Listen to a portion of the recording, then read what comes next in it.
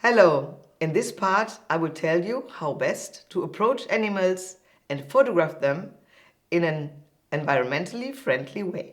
Slowly approaching an animal does not cause it to flee so quickly. A slower approach automatically makes you more careful and mindful of your surroundings.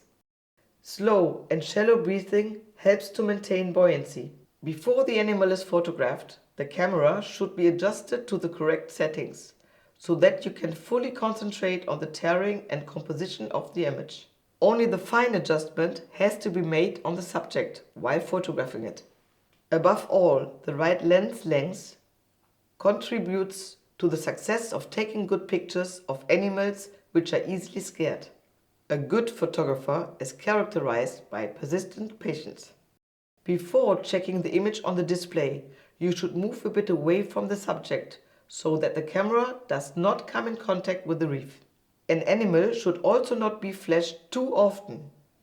This is particularly important for animals that do not have eyelids, such as the pygmy seahorse. I wish you a lot of fun trying out the tips mentioned, and I would be happy if you take a look at the next part.